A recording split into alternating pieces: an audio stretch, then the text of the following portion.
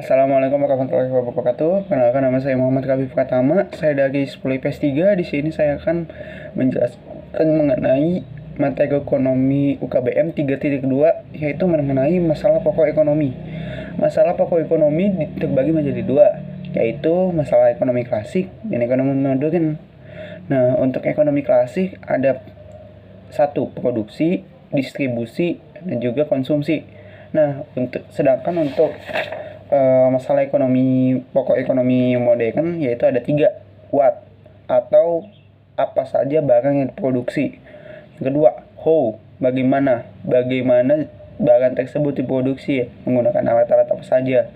Yang ketiga, yaitu for whom, atau untuk siapa barang diproduksi atau jasa diproduksi. Jadi kita harus melihat konsumen dan sesuai dengan kebutuhan konsumen. Nah, setelah dari masalah pokok ekonomi yang terbagi menjadi dua, ada sistem ekonomi. Sistem ekonomi terbagi menjadi empat, yaitu sistem ekonomi tradisional, sistem ekonomi kapitalis atau kapitalis atau pasar. Terus ketiga, sistem ekonomi terpusat atau komando, dan yang keempat dan yang terakhir adalah sistem ekonomi campuran. Nah, untuk sistem ekonomi tradisional memiliki ciri-ciri sebagai: 1. Teknik produksi dipelajari secara turun-temurun dan sederhana.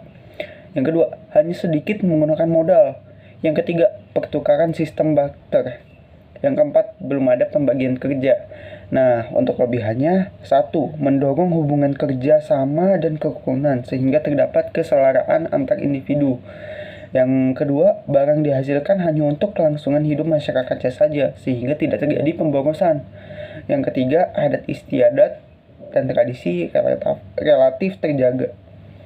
Nah, untuk kekurangannya yaitu: 1. Produksi terbatas karena tergantung pada kondisi alamnya. Jadi, berapa banyak produksi itu tergantung oleh kondisi alamnya, mendukung atau tidak. Yang kedua, standar hidup masyarakatnya relatif rendah.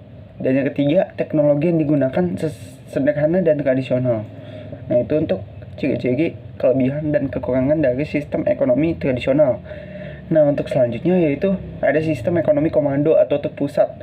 Ciri-cirinya itu semua alat dan sumber produksi dimiliki dan dikuasai oleh negara. Jadi hak perorangannya itu hampir tidak ada.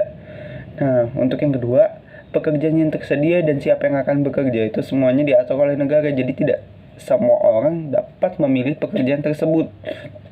Nah, untuk yang ketiga, kebijakan ekonomi diatur oleh pemerintah. Jadi mulai dari sistem produksinya, sistem konsumsinya, sistem distribusinya, semuanya diatur oleh pemerintah. Kemudian kelebihannya yaitu pemerintah lebih mudah mengendalikan inflasi atau masalah ekonomi lainnya. Yang kedua, pemerintah menentukan jenis kegiatan produksi sesuai dengan perencanaan sehingga pasar barang dalam negeri berjalan dengan lancar. Yang ketiga, kekurangan.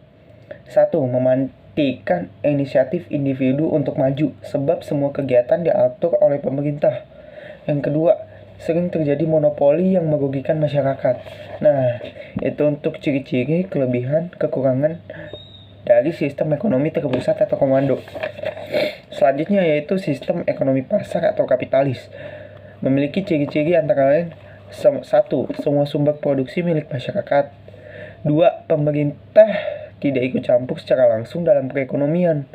Yang ketiga, terbagi menjadi dua golongan, yaitu golongan pemberi kerja dan golongan pekerjanya. Nah, untuk kelebihannya yaitu: 1. Menumbuhkan inisiatif dan kreasi masyarakat dalam mengatur kegiatan ekonomi. 2. Setiap individu bebas untuk memiliki sumber daya produksi.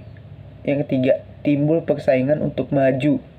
Nah, untuk kekurangannya yaitu sulit melakukan pemerataan pendapatan. Yang kedua, sering muncul monopoli yang merugikan masyarakat.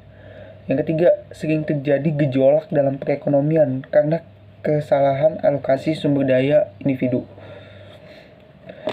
Nah, itu dia ciri-ciri kelebihan kekurangan dari sistem ekonomi kapitalis atau pasar. Nah, untuk selanjutnya itu sistem ekonomi campuran. memiliki ciri-ciri yaitu satu, pemerintah dan swasta melakukan kegiatan perekonomian. Yang kedua, tatanan ekonomi merupakan mekanisme pasar, tetapi masih terdapat campur tangan pemerintah. Nah, untuk kelebihannya yaitu satu, terjamin kestabilan ekonomi. Yang kedua, pemerintah dapat lebih fokus untuk menggerakkan sektor mikro dan menengah. Nah, untuk yang ketiga yaitu kekurangannya. Nah, selanjutnya yaitu kekurangannya. Satu, terdapat kesulitan untuk menentukan batas kegiatan ekonomi yang seharusnya dilakukan oleh swasta dan pemerintah. Nah, itu saja dari ciri-ciri, kelebihan, kekurangan dari sistem ekonomi campuran.